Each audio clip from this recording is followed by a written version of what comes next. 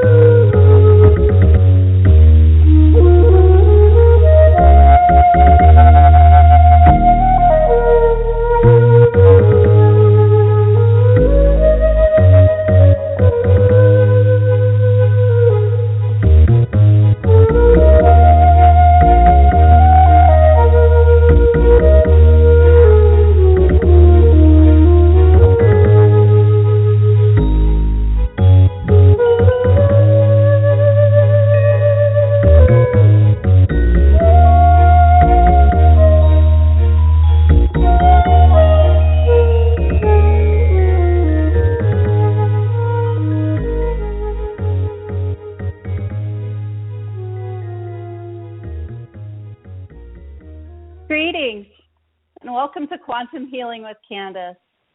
I'm your host, Candace Craw-Goldman.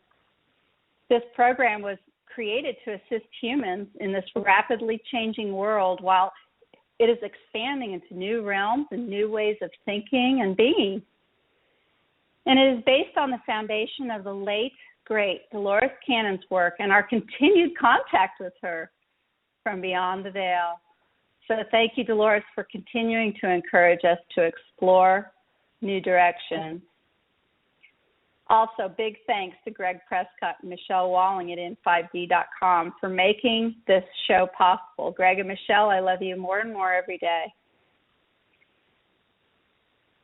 I'd like to take a moment to thank all of the wonderful supporters of this show and this work, and all of my in5d friends and my New Earth Journey friends, my Facebook friends, QHHT practitioners, and clients. And with humanity's new understanding and acceptance of the quantum world and the role that consciousness plays in shaping both our individual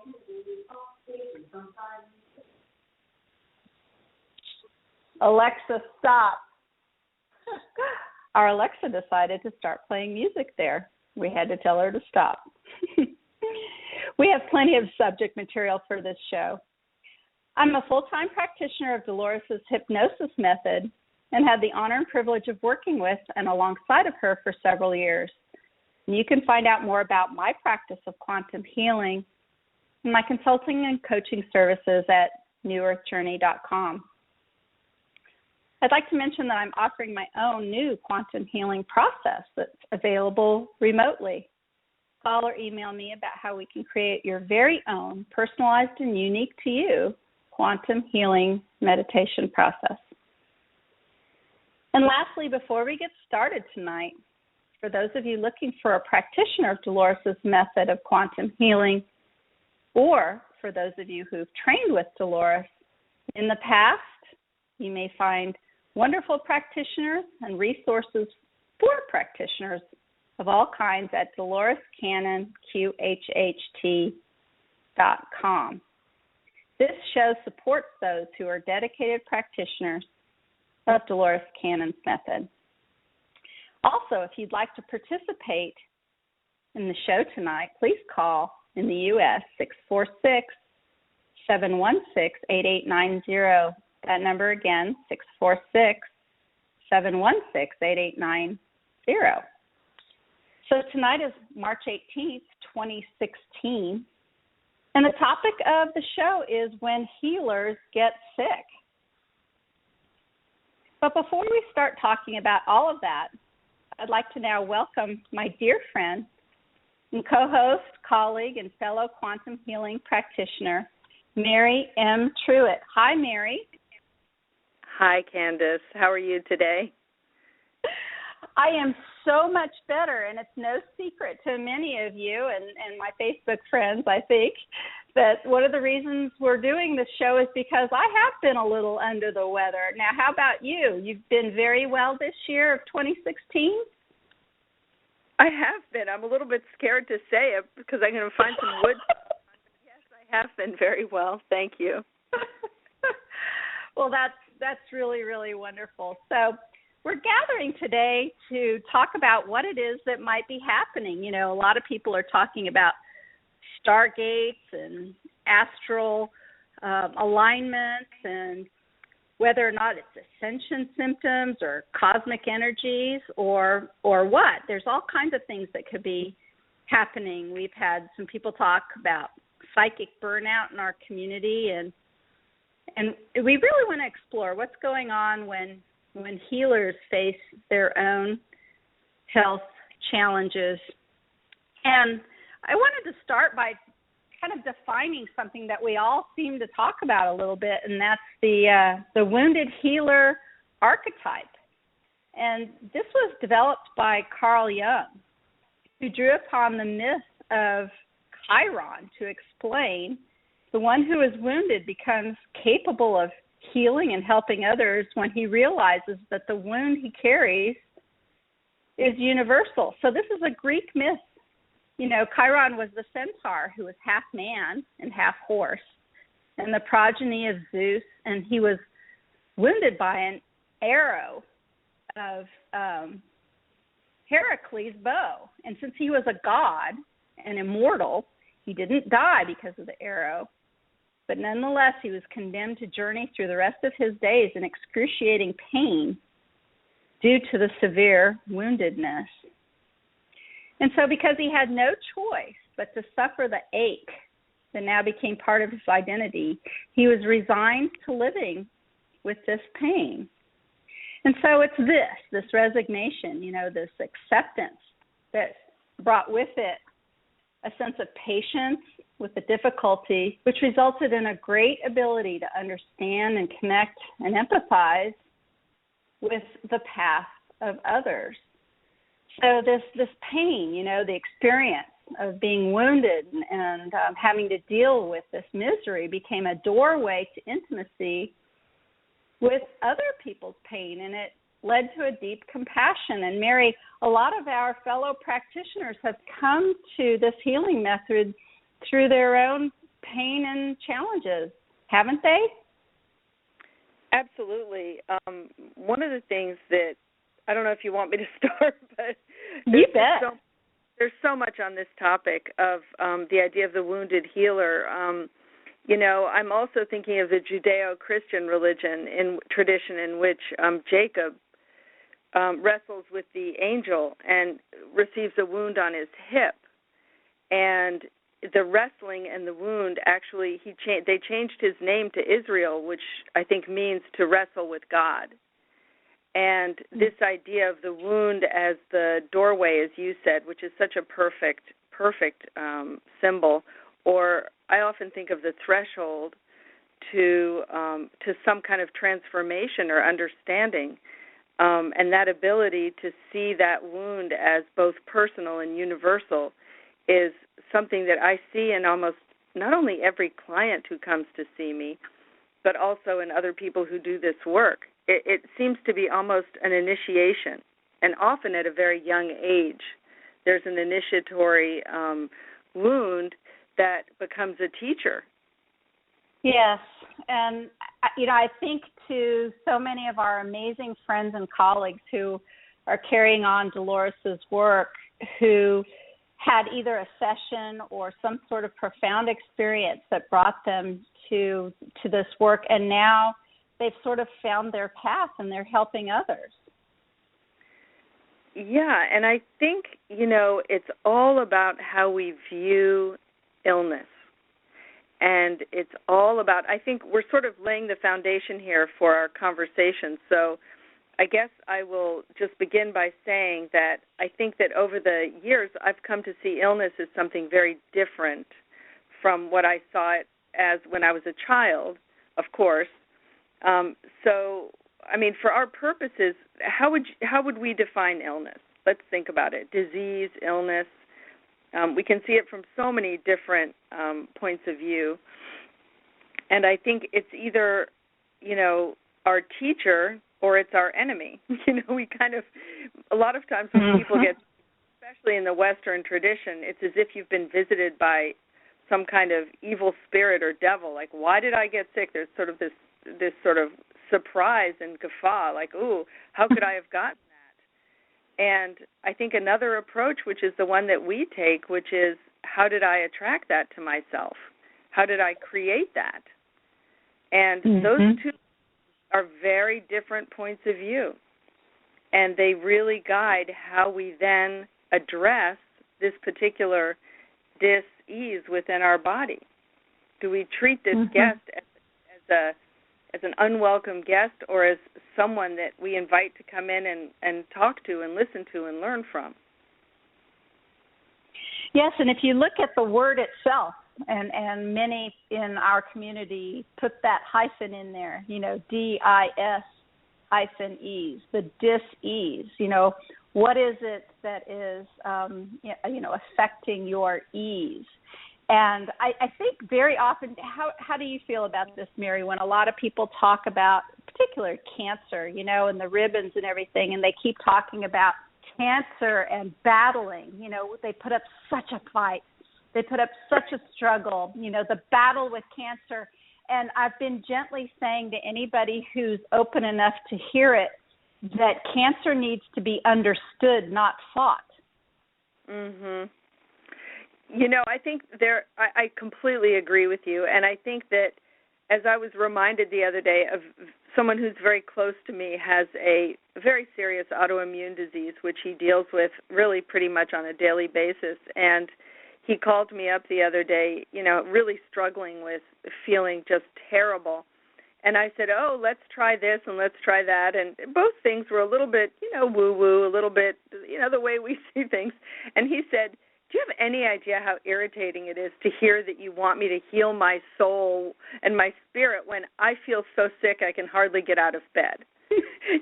So I think we have to be very sort of careful about this. It's easy when we're sitting in a healthy body and we work in this world to give people advice about how they might want to search, their life and their psyche for kind of what might have created this.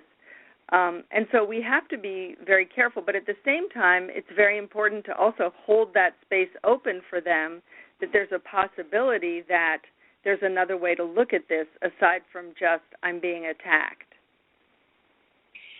Right, and it has to do with that paradox. And one of the teachers out there that I think talks about this in the best way is actually Daryl Anka, who channels Bashar. And he talks about, this paradox of, he does it brilliantly, about if, you would prefer a different reality, or you would prefer a different way of being. And one of the very first and best steps that you can take if you would prefer to be experiencing something different, paradoxically, is to absolutely accept exactly what's happening to you right now and not be in resistance. And that's hard for people, isn't it? Well, I think it's really hard because, we might be able to, with our mind say, okay, I get it.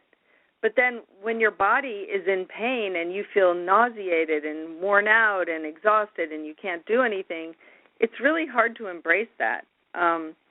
I can't tell you how many conversations I've had with people who work in healing arts, whether it's acupuncture or, energy work or QHHT or whatever, who are happy to sit in a great space with their clients saying, why don't we look at it this way, or why don't we do this or try that? But then the minute it happens to them, the first part is they know all the stuff they're supposed to do. They know the approach they're supposed to have, but they're like, screw that.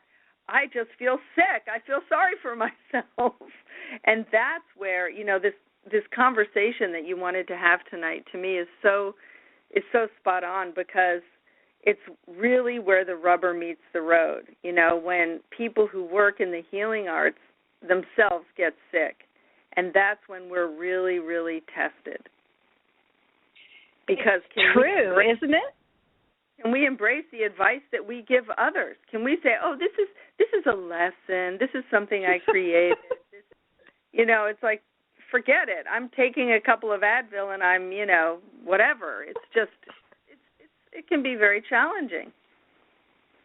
The thing that I find humorous, and one of the main reasons why I really wanted to do this show, is there seems to be a thing with healers. They don't want anyone to know. You know, if you want clients or you want to talk to people about healing, there's some sort of idea that you should be healthy and perfect at all times. And I know that we have colleagues, you know, some of whom have the challenge of some very serious conditions. And we've spoken on, you know, Dolores's original support forum. We've talked about some of this. You know, are they capable of helping others when they're having their own challenges like this? And I say absolutely. I mean, does the public in general question the ability of a doctor when a traditional medical doctor gets some sort of illness? I think that for some reason, and, you know, you tell me, but for some reason, those in the alternative community, we tend to be more embarrassed or tend to want to hide or tend to be questioned more about our own health than even those in the traditional medical profession when they have health challenges. And I'm wondering, why is that?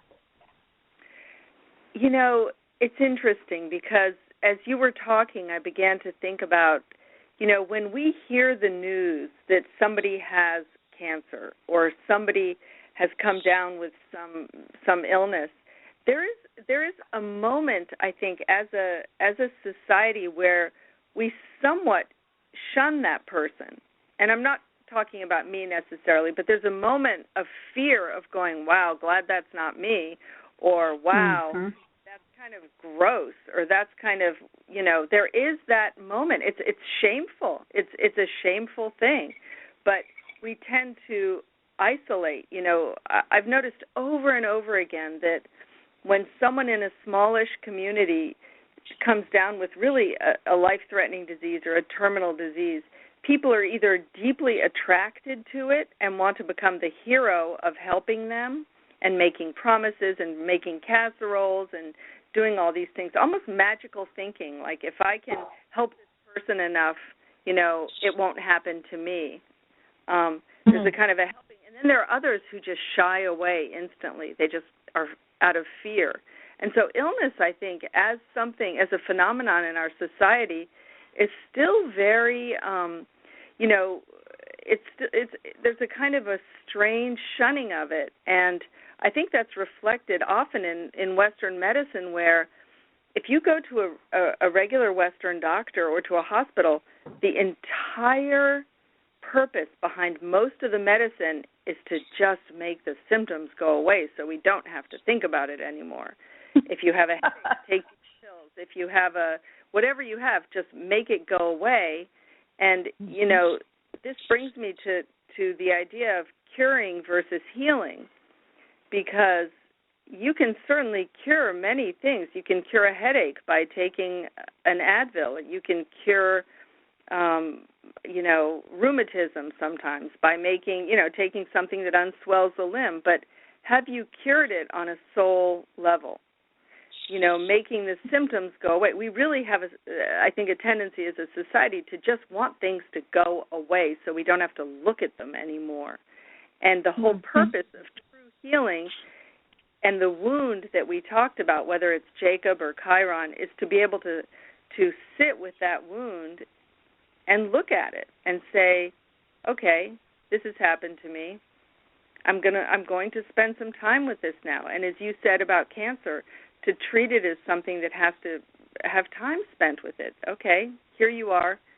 Come sit at the table. Let's talk. And those are two very different paradigms in terms of looking at illness. They really are. And, you know, it's not in the too distant past where people didn't talk about cancer. You know, it was like a hush-hush, a secret thing. So, you know, in some ways we have grown and had some sort of acceptance. But, yes, it's interesting the dual reaction that people have to illness and to other challenges. And what, of course, we have begun to learn, and Louise Hay, of course, is also, you know, must be mentioned here, is that when you consider whatever it is that you are being faced with, you get a lot of clues, right? Clues in the body, yeah. Mm-hmm. Yeah, so tell me.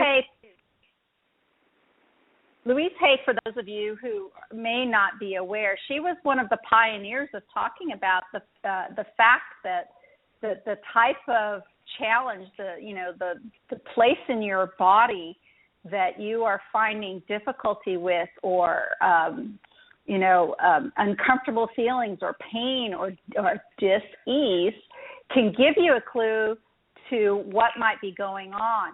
And it's a very good place to begin. But even from the get-go, before even stating some examples, what I'd like to say is it's certainly not comprehensive and always the case.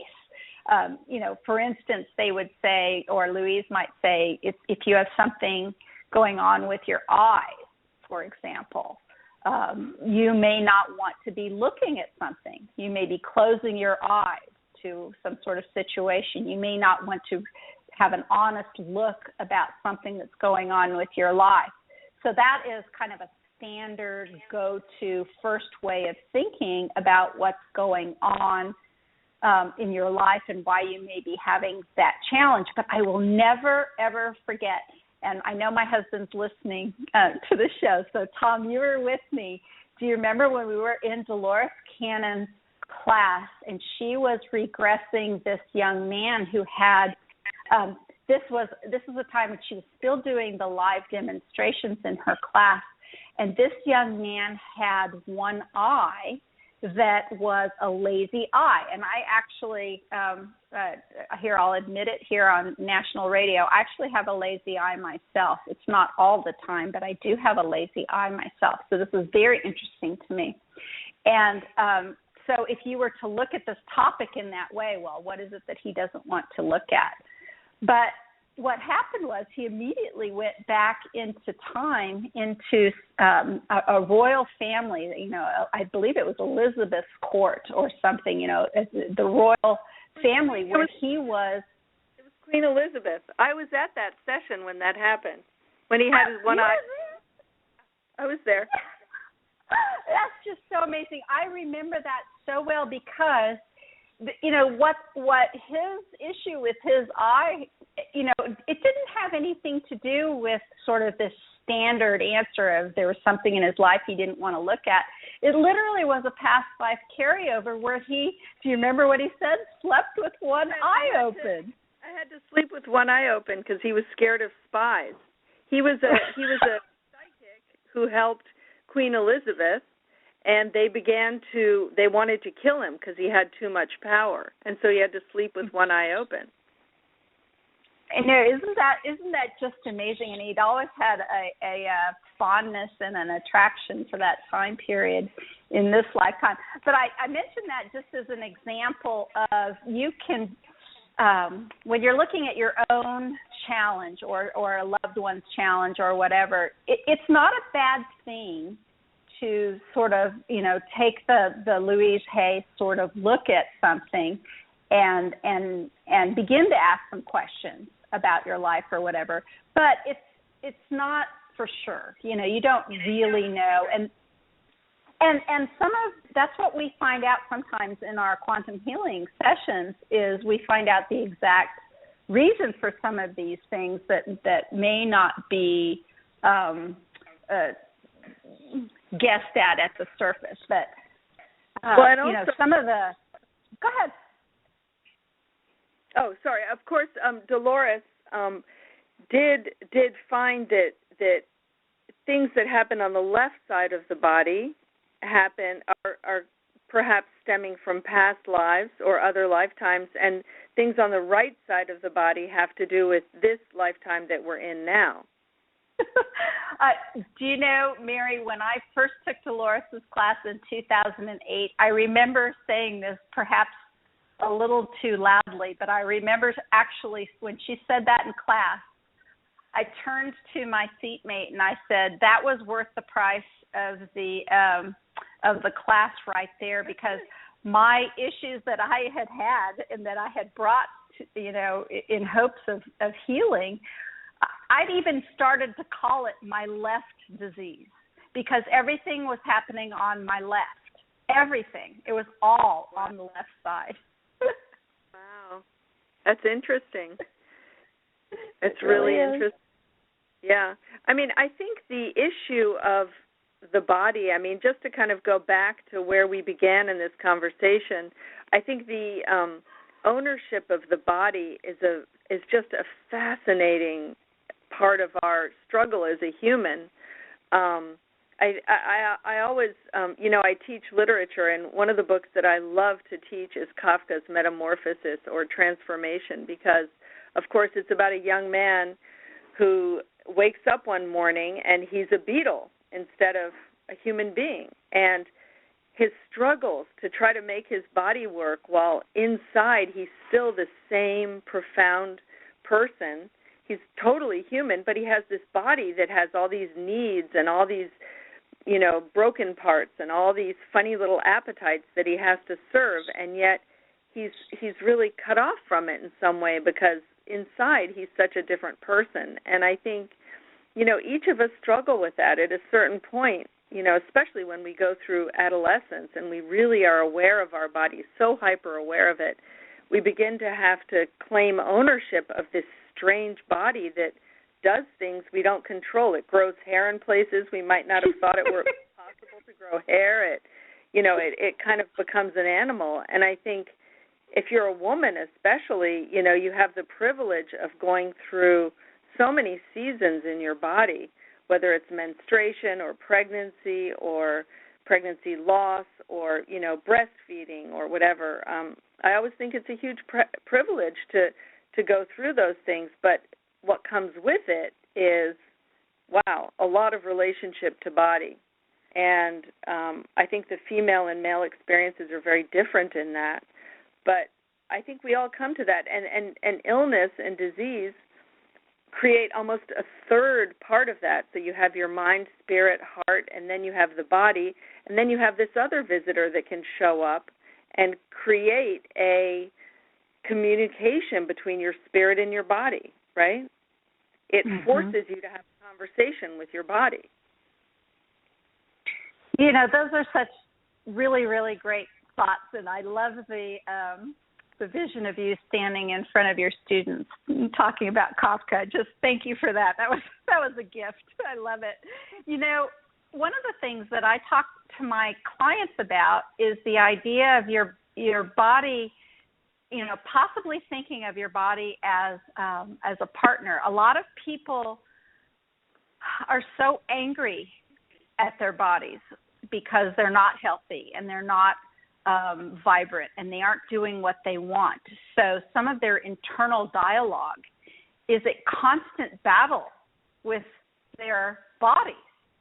And sometimes when I hear people talk about this, I'll look at them, and especially if I've found that they have children or pets, and pets especially, because pets seem to be very, very, innocent usually in people's lives. And what I'll say, would you ever talk to your dog like that if it was sick, or your cat or your horse or whatever? And they get this look on their face, and they say, no, why would I ever do that to this innocent animal? And I give them the idea to consider perhaps that their body is much like that it's this other thing, that their spirit is in partnership or is inhabiting the body, but it's not you. It's not who you are. And if you are, especially with your internal dialogue, constantly fretting and being angry and upset and negative about what's going on, well, does that encourage health and healing and balance and ease? Yeah, not so much, right? I mean, right. One of the things is learning to be kind to your body as it serves your heart and mind and spirit. One of the things I think about a lot, going back to the topic of the idea that when the healers get sick is about 15 years ago, I was just exhausted and burnt out. And, I have 5 children, and it's kind of a lot of children to have, actually, I think. I don't know how many children everybody else has. But, you can kind of, as a mother, get a little bit burnt out sometimes. And at one point, a wonderful friend of mine gave me a present, which was to go to a retreat for 4 nights up at Kripalu in Stockbridge. And it's a wonderful place, and I'd never been there before. And I went there for 4 nights, and I basically dragged myself across the threshold and collapsed in my bedroom and threw myself at the mercy of all the healers there. And one of the people there who did massage said, what's going on with you? And I said, I feel as if I'm a tube of toothpaste that's just squeezed out every last little tiny drop, and there's nothing left for me. And she kind of laughed, which is a great response, of course. And she said, oh, just get up on the table. And, she did this amazing thing, which was she went through each of my chakras. And at one point, when she got to my heart, I felt as if she literally put her hand into my chest. Her hand was above my chest, but energetically, she began to do a kind of a whirlpool around my heart, and I felt it begin to spin. It felt like a big warm soup. And she said, do you feel that? And I said, yeah, I do. It's this warm kind of soupy feeling. And she said, that is your heart energy. And she said, you are giving it to everybody. You're just giving it and giving it and giving it. And I said, well, yeah, I'm exhausted. I told you I was toothpaste, flat, gone. And she said, no, you have to begin to think differently. As someone who works in this kind of work, you have to think differently. And she said, you see how I'm going in a circle? And she said, giving is always a circle because you have to pause at the moment that you're giving and pause for the moment when it's returned to you. And she said, all healing and all work like that is a circuit. And as you give, you wait for the pause, and they will reflect that energy back to you, and you receive it as you go. And honestly, I think that advice has helped me as someone who works in healing arts more than anything else, because you can pause for that moment and let it come back, and you don't have to be a tube of toothpaste. Does that make sense? That's beautiful. That's really brilliant. And as you're speaking it reminds me again, we're so lucky to have the forum that we have to be able to have these deep conversations with other healers about what happens in these sessions. And one of the things that I was thinking about as you were saying that was how often we tend to have groups of clients come in clusters with some of the same issues, and or how often the people who come to us have some of the same challenges or concerns that we have ourselves, and how energetically we kind of connect up like that. And that makes a great connection with the point that you just made. Yeah, I absolutely agree with you. I think, we often talk on the forum and amongst ourselves about how certain clients go to certain practitioners, and that's the absolutely perfect place for them to be. But another layer to the conversation is that the clients that come to us are coming for them, but just as equally they're coming to reflect to us some kind of lesson for us. Mm-hmm. And if we can receive that lesson, then the circuit is really working synchronistically. Mm-hmm. I tend to have lots of dreams about and thoughts, internal thoughts and conversations with Dolores. And one of the words that keeps coming up as I think about her and I dream about her and as we continue this work is the word reciprocal. And there's something very reciprocal about this work, and something about the fact that when you are sitting next to somebody and they are in that deep trance state and you are holding that space and sometimes participating, on the edges and sometimes more than the edges there is this reciprocal thing that happens, and something about the connection and the circuits. Like, I love that. I haven't used the word circuit before, but I think I will now after talking with you, Mary. You know, something about that circuit connection is not only helpful for the client, but helpful for us. And the latest information I've got from Dolores herself is this actually helps humanity. Mm-hmm. Tell us more about that. Gosh, oh my gosh! I'm not really sure. Every time I get a little piece of this sort of information. Do you remember Dolores saying this? Because I think about it all the time. Do you remember her saying that they, and she always said they with the little quotes with her fingers in the air. She said they always gave her information a little bit at a time, spoonful by spoonful. And the last sort of communication that I have felt that I've gotten from Dolores, and believe me, I question myself all the time. Is this my imagination or is it really her? And I'm very neutral. Sometimes it's like, oh, of course that's her. And sometimes it's like, oh, of course that's my imagination. So I'm right on the line there. But the last little bit of information I've gotten from her, I can see her sort of grinning and looking out of the side of her eyes with her fingertips together, that gesture that she had with her fingertips together and looking at me and nodding and saying, I'm just giving you spoonfuls. I'm just giving you spoonfuls. Oh God, that's so cute. It really is cute, Actually, one of the things that I wanted to mention as we were, going into tonight's show and I was gathering my information, would you mind, Mary? I would like to mention this blog that was written by one of our colleagues, Eleni Mandani, who actually lives in the UK, and she's written our most recent blog on our public site, which is DoloresCannonQHHT.com. So the listeners, you might want to go over there and read some of the blogs over there. And Mary's written at least one or two over there. But this is such an amazing story by Eleni. And are you familiar with this? Had you read this one, or were you aware of this one, Mary? I'm not sure which one you mean.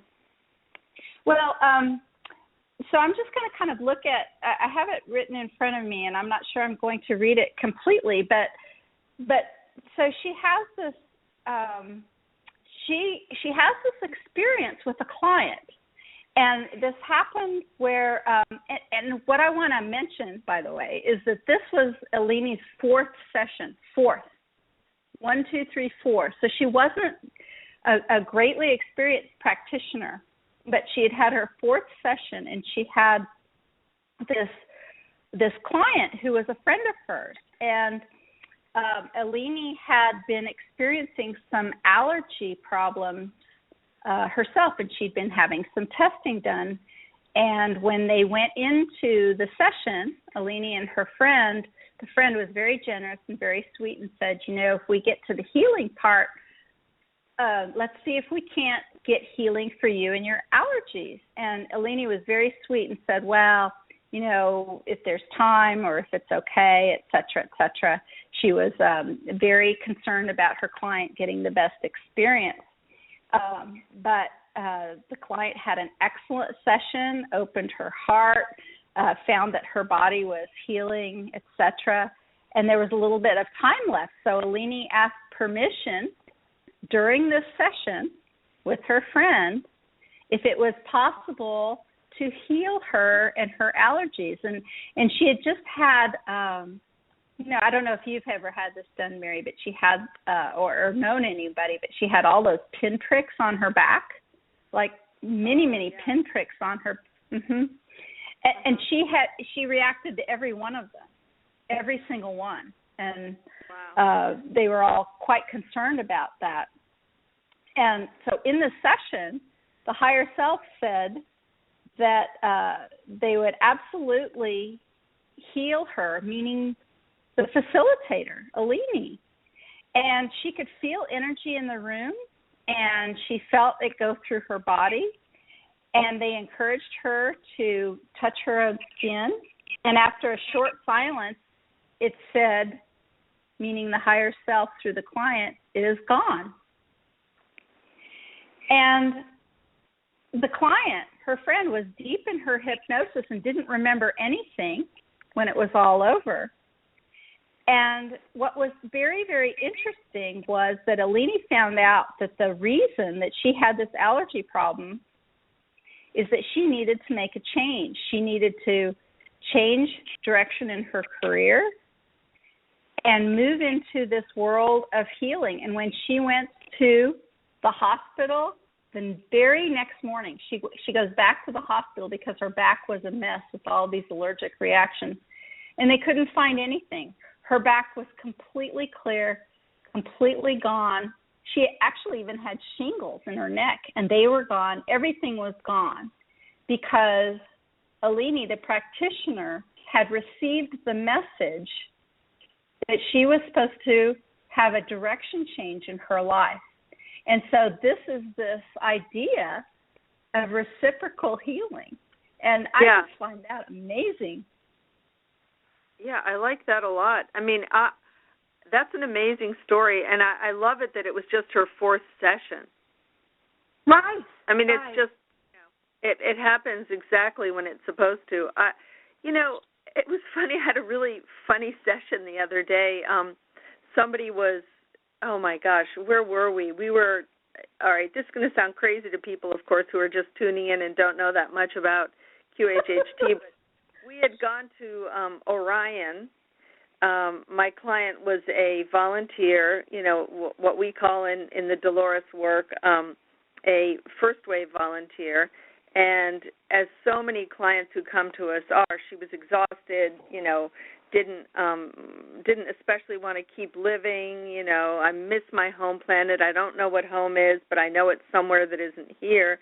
And so we asked, I don't know how weird you want me to get. We went on a spaceship.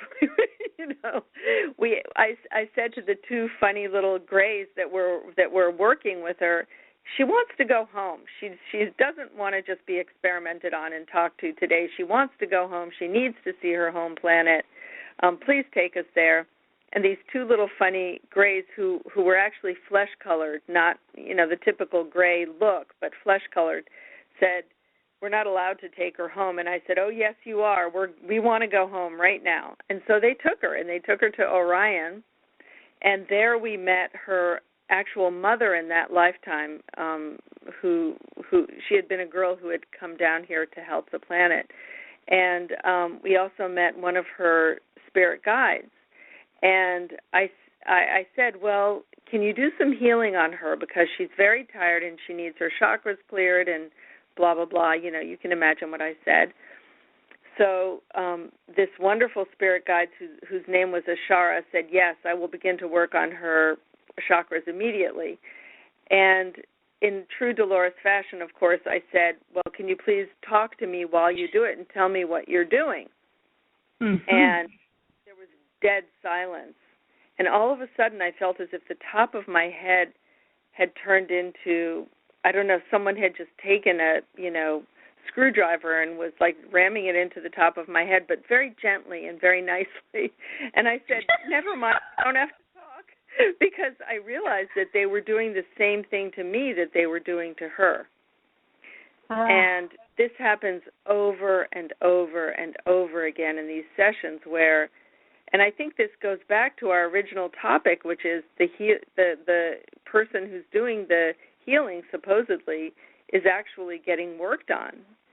And, I just think that it happens constantly. I think that when we do these sessions, we're being worked on as much as the client. By their help. You're right. I think you're right. And yeah. And it's about a lot. Go ahead. No, I was just saying it's about allowing it. I think we all have the tendency. I mean, I'm sitting right now in the chair that I sit in when I do my sessions, and I can feel my back, curving towards the bed where I just am throwing all of my energy into the client. Just how can I help more? How can I guide you to a better place? How can I do this or that? And I think that they, wink, wink, as Dolores said, know that as we do this, we need the healing too, and we need to accept that and allow it in the session. That's probably a lesson for us. Yes, absolutely. And I actually would like to say thank you to some of the healers out there who have publicly, on Facebook, in articles, on our forum, have talked about being unwell and shared that with others, because that's kind of how this show came to be, because I'm like, wow, this is happening to many of us. And for my own self, I had just gone through this, and you know this very well, Mary. I'd gone through some tests and some other things in early January, and then I headed down to the N5D conference, amazing conference, the Superpower Conference in beautiful Sarasota, Florida, and gave this speech, and the whole weekend was amazing and beautiful and wonderful. And I got on the plane to come back home, and I was flying from Tampa to Dallas, Fort Worth, and my seatmate was so sick. She was so sick. And she had, liquid was coming out of her eyes, liquid was coming out of her nose, liquid was coming out of her mouth. And I was trying, not to be in her space. And within about 2 days, I myself was sick. And so because I am who I am and I do what I do, I start asking the questions, well, what's this mean? What is this about? And as soon as I start to become ill, my own mother becomes ill. And anyone who's followed anything with me and my mom on the radio shows or otherwise lately know that my mom's 89, and she's been slowly coming to the end of her life for a little while now. I truly thought she would go before Dolores, but she has not, and she's still with us. And the same time I got sick, my mother ended up in the hospital with pneumonia. And I was talking to the nurse, flat on my back in bed myself, I was sick, talking to the hospital nurse about my mother's condition, and she was telling me the kind of pneumonia that my mother had, and the floor nurse was saying, maybe you should go get yourself checked out. I wasn't planning on going anywhere. I was just, in bed waiting for it to be over. But I ended up taking myself to the doctor as well, and my doctor said, yeah, we could say that, what you've got is the first stages of pneumonia. And I'm like, well, looky there. And what's so interesting about that, of course, is that we really weren't in the same place. We couldn't have shared the same quote-unquote germs or virus, but we were both having the same challenge at the same time. And there's a lot of different levels to look at about what's going on there. And so for me, what I've been for my elderly parents for quite some time is, the go-to person, the answer person, the person who solves all the problems and takes care of all of the details. And for a good 5 or 6 days, I couldn't do anything, sometimes not even answer the phone. I mean, I was flat on my back in bed.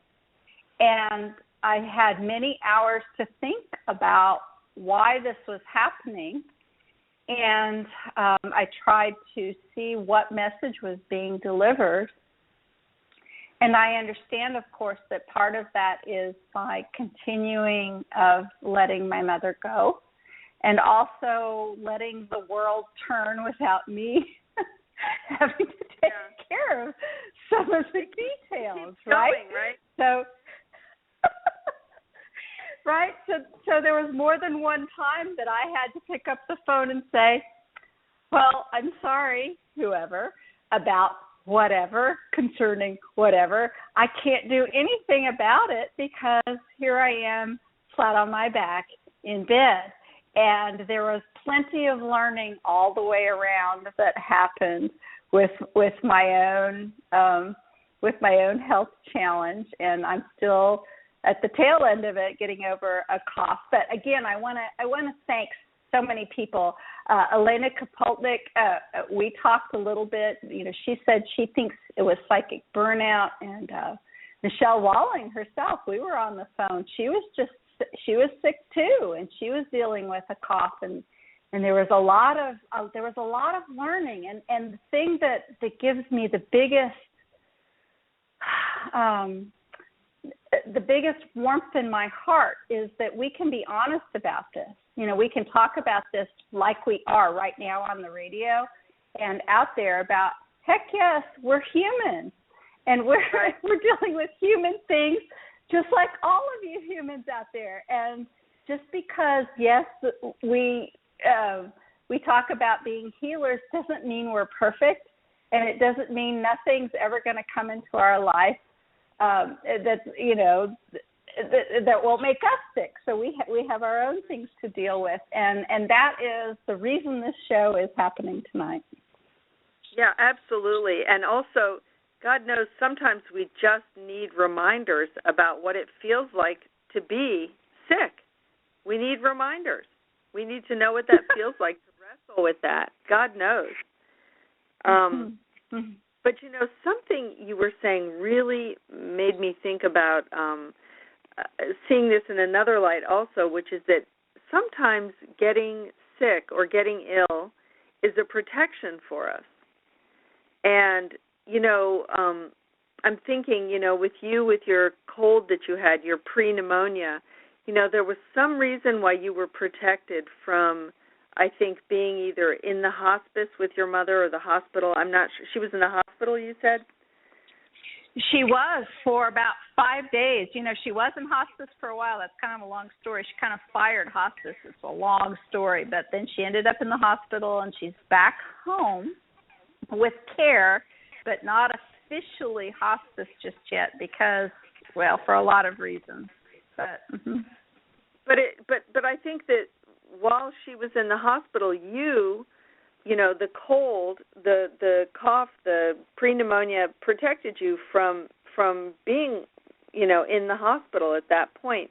And I do think that sometimes illness comes in, whether you're in the healing arts or you're whatever, as a protection for us to keep us. I'm thinking particularly, it's funny, this is a funny example, but one of my kids is an athlete. He's a very, very fine lacrosse player.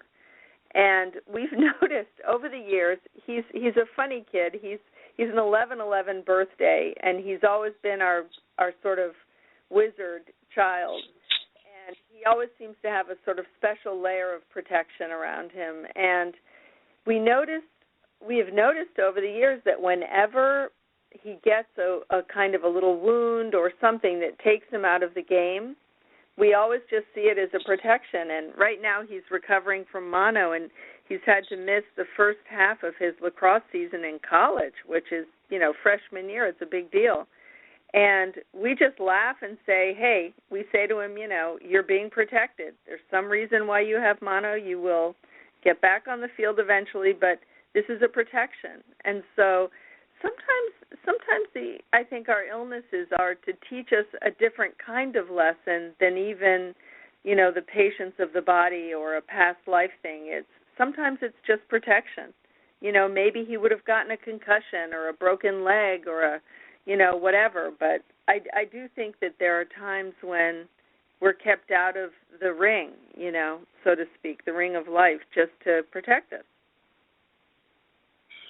I agree, and for my own part, I know that my mother and I have been so close over the years, and I know for absolute sure, so many different lifetimes we've had relationships, and I know for sure that I've been her mother way more than she's ever been mine. And there was a little bit of having, to stop that during this particular crisis. It was like, I'm doing the best for you and for me by not showing up. And she had to depend on some other people. And there was a little bit of break in some of the dependency and some growth for both of us during, both of our illness. And it's just fascinating. When you get to the place where we are, and I talk about people who do this work, this quantum healing work, and you sit in these sessions and you hear all of these reasons given by the higher self about why things happen. You really have to stop and take stock about when anything happens. Perhaps the biggest lesson is just to step back and to consider, what possible message or value in whatever it is that you are faced with, rather than just trying to fix it immediately. There's something about, I don't know about you, but at least in my early life, if something's wrong, we'll just go fix it. Right. Take care of it so you can get back to this, this thing that you have, this idea of what a life should be. And all of that has changed since doing this work. When something happens now, there's a pause, and it's like, well, why is that happening? And I don't care what it is. It could be a flat tire. It could be a hangnail. It could be an illness. It could be, some sort of, the other day, not too long ago, actually, there was this fire right out the window I'm looking at right now, and I thought this fire was very close, and it wasn't. It was actually several miles away, but it seemed so close because it was so big. And I'm looking at it, and even then I'm like, there's this fire over there, and I'm trying to kind of decode what that all is, And what's the deeper meaning? I love that.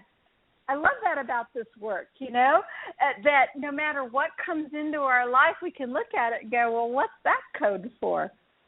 Yeah, I think it can be a little exhausting to everybody around us, but it's interesting inside our own heads, right? Why is this happening all the time? Constant interpretation. I think that one of the things you just said I want to pick up on, which is when you said, what is the value? And I think one of the questions that Dolores taught us to ask during these sessions that we have is we say to our clients, what does this disease or this illness give you that you wouldn't be getting otherwise?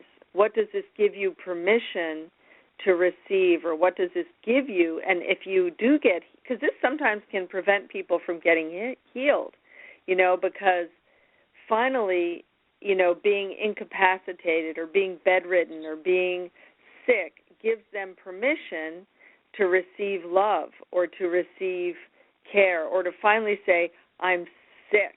I can, take care of myself now. I can get the rest I need. I can, there's a sort of a joke that I think a lot of women I know make, which is the only time I get any time off is if I get sick. And so there's a sense that you need to get sick in order to take care of yourself, because you can't do it in just your daily life. And so I think, I know so many people whose illnesses serve them on so many levels. And if we don't learn to take care of ourselves in the way that we need to be taken care of, we sometimes have to resort to get sick, especially in this profession, where we are constantly vigilant of other people's health and other people's well-being. We have to be equally vigilant of our own well-being. And I think, the illness can serve us. The illness does serve people. And, my mother used to have this funny expression, which was, she would say somebody was professionally sick. And it meant, what she meant was, and she would sort of laugh about it, but she would say, you could approach them from 1,000 different ways telling them how they could get better. But they didn't want to, because they were professionally sick. They were, I went to this doctor and he couldn't fix me, and then I went to that doctor and they couldn't fix me, and then I tried this and tried that. And, they enjoyed, on some level, they were enjoying they were kind of dining out on their illnesses. And when you meet somebody like that, I had a client a few years ago who came in. She was about probably 70 years old, very frail, and she'd had Lyme disease for many years. And she was determined not to get better. And I said to her, have you tried antibiotics? Oh, no, I would never try those. There are times when I do think you have to kind of try some traditional stuff. And have you tried this? Have you tried that? Oh, no. And, she was very stiff, like a piece of wood. She just actually didn't want to get better. She really just wanted me to reflect back to her that she wasn't going to heal. And, when people are that intransigent, we have to kind of sit back and witness that and be with them where they are. And if we can take them a tiny bit, maybe create a little space in there for some other kind of thinking, yes, but, people do sort of fall in love with their own illnesses sometimes. They really do. And as you're talking, I'm wondering how personal to get with this, but I think it makes a good story. I know I tell many of my clients this, especially those who make appointments lately, because I mentioned to them that, my husband and I came here because my parents are in the latter part of their life, and my mother in particular. So if I can be at her side when she passes, I want to be. But my mother has a very interesting story. She was only about 2 when her own mother became very ill and was sent away. And she barely saw her at all between the ages of 2 and 4. And this was in Czechoslovakia and in Germany back in the war, in wartime days in the early 1930s. Late 1920s and early 1930s, and she, her mother died, and she was just 4, and so at the age of 4, when her own mother died, the remaining relatives suddenly showered her with attention and affection. And I think defined her personality, absolutely defined my mother's personality at age 4. Oh, you poor thing. You poor thing who doesn't have a mother. You poor, poor thing. You poor, poor thing. And talk about reflecting. I think my mother has done that most of her life. And it took me a really long time to see that she's doing that. And her own father then died at the age of 36. So if you take my grandmother and my grandfather's age and add them up together, I mean, I think about as that old, right? I mean, and my mother's 89. She couldn't conceive of the fact that she would live so long. When her own mother died at 24, her own father died at 36. My mother's been dying most of her life because of this place, this construct that she found herself in. And I didn't see that for a very long time. But I see that now, and I have great compassion for her. And I also, it's interesting, she vacillates between being this really sad, pathetic thing and then this amazingly strong, a vibrant thing still, in these final, and I don't even know if it's days, weeks, months, or if she could possibly live another year or 2. I don't know. But it's very interesting when you talk about this idea of, holding on to that identity. And my mother's been that almost my entire life. The first time I remember her telling me she was probably going to go soon, I was 12. I was 12. I'm going to be 55 this summer. Candace, what you're saying really, really resonates with this thing that I heard from the SC, the subconscious, when I was working with a client, and I think I wrote this on the forum. The subconscious said that healers come into these lifetimes here on Earth in two particular categories. And one is people who hold space for others to heal. So people, doctors, energy workers, whatever, people who are in the healing arts obviously work to help hold the space for others to heal. But the second category, and this is what makes me think of your mother, is people who come in who become ill in order to heal the people around them. They come in as their illnesses become teachers. Their problems, their struggles, teach the people around them lessons of patience and lessons of love and unconditional love and understanding. And, I see very much in what you're saying that your mother came in to bear some of these things to become your teacher. And what a huge gift it is that at age 89, she's still teaching you. And that she really is. The healer. She is the healer here in terms of you, and what a testament and what an amazing thing to have lived such a long life to give you that, because she's healing you. And she's also healing the bloodline, as because I've become such a believer in this epigenetics that she's healing the bloodline of her mother and father. She's healing you, and she's healing your children, and of course your beautiful new granddaughter who's just arrived. I think she's a real soldier. Mary, thank you for saying all that, and as long as we're getting personal, maybe I could round out this story by something that's really interesting, because Dolores is kind of intertwined with this. When in late 2014, when Dolores fell and had her accident and her concussion, which was, the beginning of the end for Dolores, it was, I believe, 2 days after that my mother fell and shattered her elbow. And so Dolores hits the hospital, and 2 days later, my mother hits the hospital, and inside my stomach is this churning, strange kind of tornado vortex thing of Dolores and my mother, Dolores and my mother, Dolores and my mother.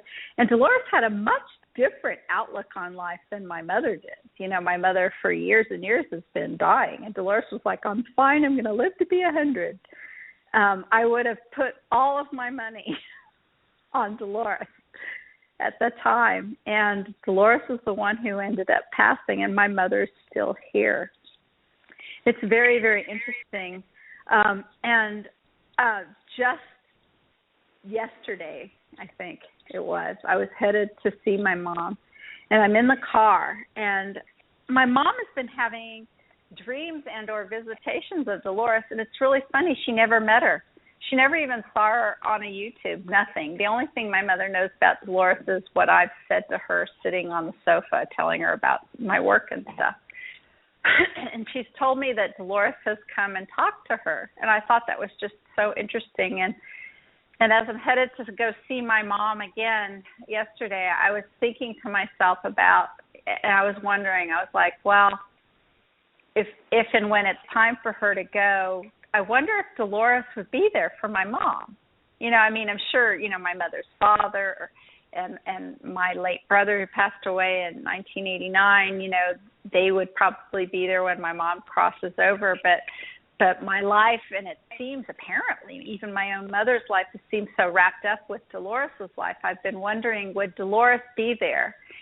And right as I have this thought, the Spinners song comes on, I'll Be There, which is the same song that I played at the 2015 reunion about Dolores being there at the reunion for us, which I just found astonishing. Energetically, I don't know how this is all wrapped up. I just find it very, very amazing, these quote-unquote coincidences and these messages that come through in that way. Yeah, I mean, it just never ends. You know, as much attention as you can pay to it is as much attention as it deserves. You know what I mean? I mean, everything has meaning. Every song, every minute. You know, you could drive yourself crazy paying attention to it.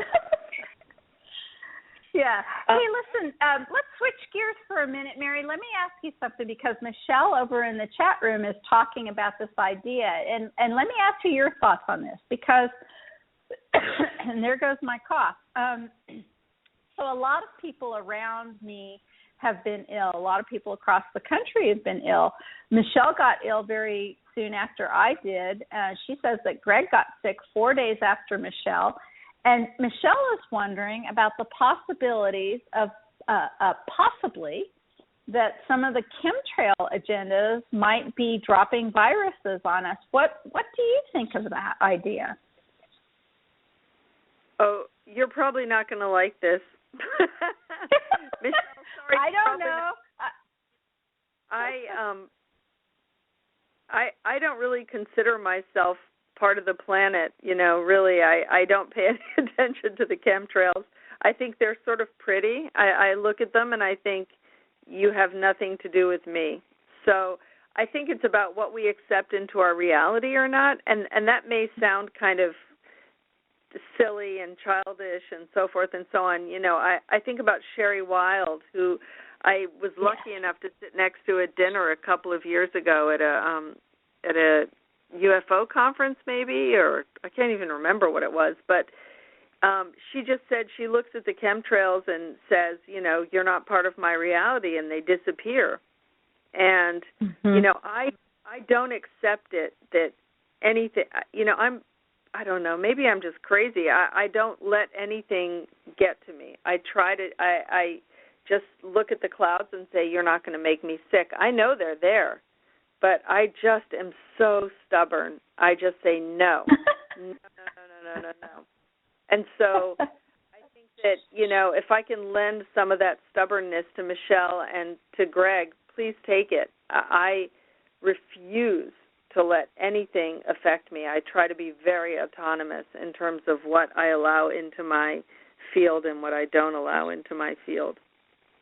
So, yes, I think anything can affect you. I mean, you know, but other things might affect me. It might be something else. When one of my children is sick, I get very upset. A cloud doesn't necessarily bother me, but other things do. So I think it's about what you are looking for in a way. Daryl Anka, you know, he talks about permission slips, one of my favorite ideas, the idea that we allow certain permission slips to heal and we allow certain permission slips to get sick.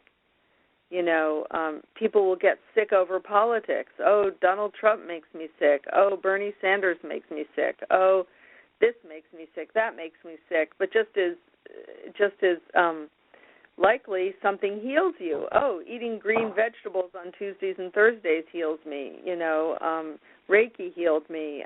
Antibiotics healed me. So whether something makes you sick or makes you well, it's whatever you permit.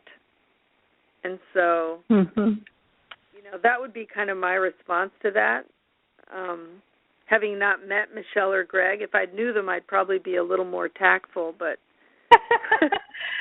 oh, they're wonderful. Actually, you know, I'm sure they're wonderful. But you know, if I knew them, I might not want to say that out loud.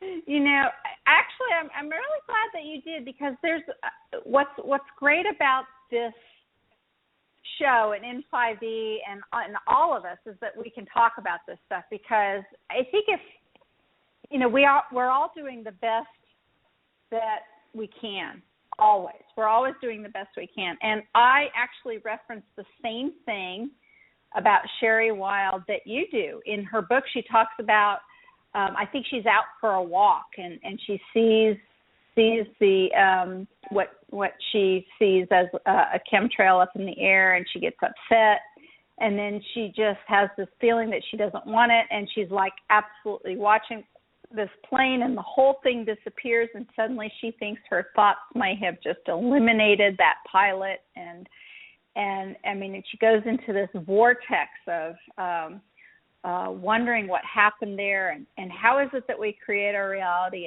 and our thoughts and all of that. And she talks about that brilliantly in her book. And then in the chat room, Michelle is now talking about the fact that, and this is true, that, she talks about meaning. Sherry Wild talks about, the idea of the ETs being positive and everything. And then she has this really awful experience where she gets very, very sick and she's feeling poisoned and she's reeling, she's having to deal with these topics or these energies that she had previously claimed would have no power over her. And these are these really interesting places to be human, I mean, we can make these declarations and we can say all of this. We could say, well, what you believe and you create your own reality and all of this. But I think we don't understand a lot of the weaving and a lot of the complexity that goes on here. I mean, we have better understanding, I think, than we have had in the past, but we don't have full and complete understanding. And I kind of, it worries me, or not worries me, but when people say that they completely understand, I tend to think, how is it possible, if you're a human, that you completely understand? I mean, I think it's part of the game, part of the reason we're here, that we can't understand every facet of what's going on here. Oh, yeah, of course. And, I'm going to go back to what I said at the very beginning of our conversation, which was how incredibly obnoxious it is when somebody who's not feeling sick to somebody who's feeling sick, that's just not my reality. You know what I mean? I mean, that's very annoying. And I think, I don't know, it's just so hard when you're not feeling well to have any idea other than my body hurts. Mm-hmm. And so, I feel so awful about poor Sherry. So she's going through this now? Well, she was. I know she's better. I know she's going to be speaking pretty soon at the UFO conference, and I know that she's better, but I haven't spoken to her directly for a while. She has been in recovery. I think she made some sort of, as I'm remembering, some sort of turnaround after connecting up with Anelia Benz. I think she was getting ready to kind of give up, and suddenly she decided that wasn't happening for her anymore. She's very sensitive, very human. Yeah, and Michelle's saying, too, that about 50% of the people here got flu over the last month. I hadn't even thought of the flu. I know. What's interesting about this is just how many people have gotten sick at the same time. I really wonder about these things. I mean, I don't have an answer, and I'm not saying that you do or that anyone does. I think that we can just think about it and wonder. I mean, at least we can think about it in different ways than we used to, right? Oh, my God, absolutely. I mean, when I think about the Tuskegee experiments or, there are so many times when human beings have just simply been experimented on. And, we go back to Darryl Anka, where I think, I prefer not to think about that. I don't think that that's my role in this world right now, is to dwell on man's inhumanity to man. I mean, it's so unbearable for me to think about, the person who gets in an airplane and has chemicals in those tanks and sprays them into the sky. I just can't bear to think about it. And so, I'm sure you could find a guest who would come on and be happy to, go into that stuff, but that is just not my way. I can't do it.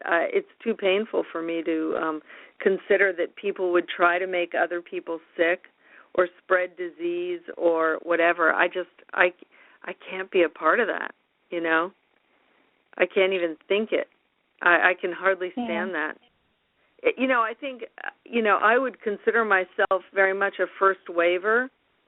And, the thing that Dolores teaches us about first waivers is that we don't understand meanness. And,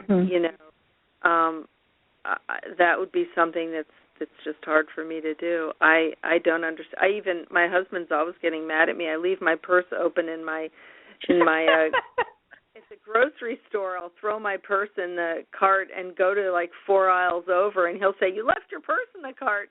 I'm like, "Well, if somebody needs the money, I guess they'll take it. I don't know." I know. It makes you think about all kinds of things like the plague or what was it, the 1927 or 24, influenza epidemic or whatever. I mean, what's going on there? How do you explain those things? I don't know. I mean, or you think about the Holocaust. How does that all happen at once? You're reaching into. You didn't tell me we'd be talking about this. I'd have to think a little bit.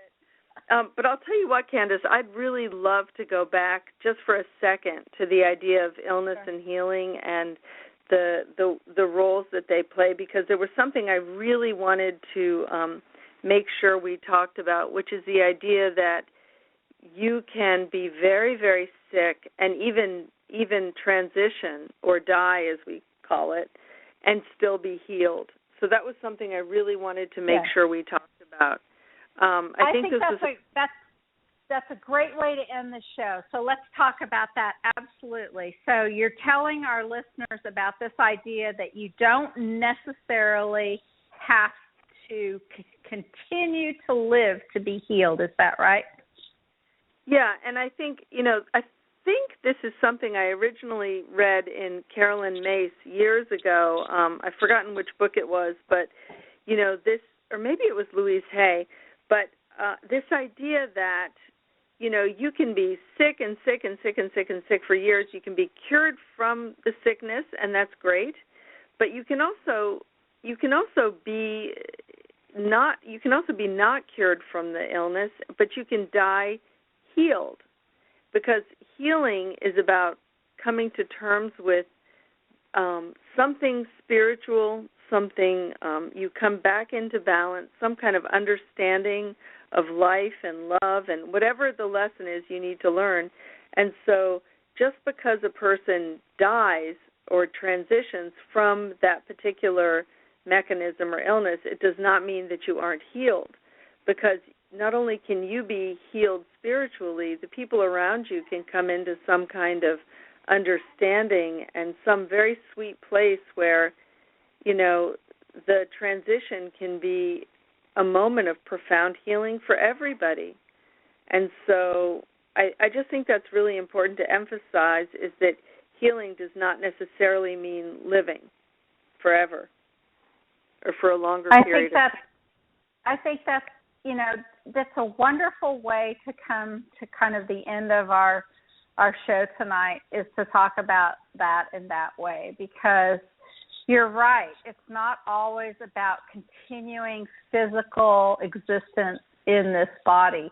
Healing can come in other kinds of ways. And I don't know if you have had clients yet who have passed over, who've come to you with terminal illness, but I know that I have, and we talk about this on the forum, and what we have to do is sort of set aside this idea that success is always the continuation of the physical body and life, because it's exactly what you just said. There's a different way of approaching understanding and looking at the idea of healing.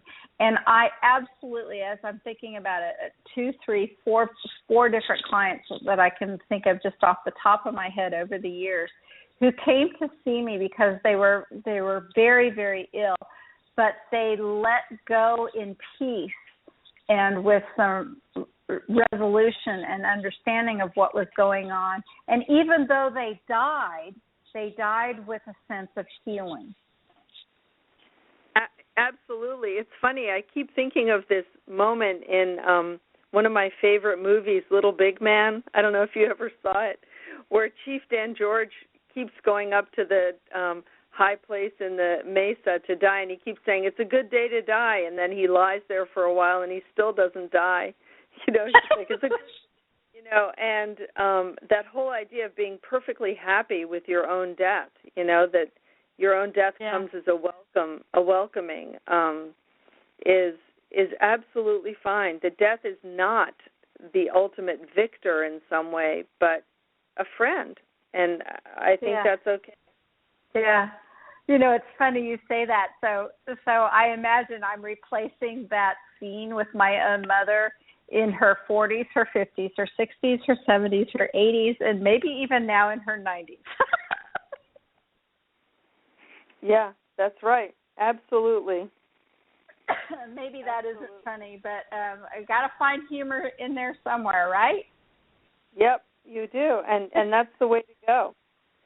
I mean, I remember when my mother was dying, and at one point my sister said to her the night before she died, "Are you dying?" Are you dying? And my mother nodded and smiled this very enthusiastic smile. She found the whole process fascinating and exciting. And, she never said another word, but that was her last thing was, yeah, I'm dying. It's really fun. And I think, the victor is not death. The victor is our attitude towards where the next adventure. Mm-hmm. Well, Mary, as I go through what I'm going through, I think about Dolores a lot, and I think about you, and I think about your mother a lot, too. And I want to thank you so much for joining me tonight on this show. It's been an amazing conversation with you, and I think this is a great place to sort of wrap things up. So I want to thank everyone who's tuned in and to listen to tonight, and all of you out there who were listening to an archived version of this show in the future.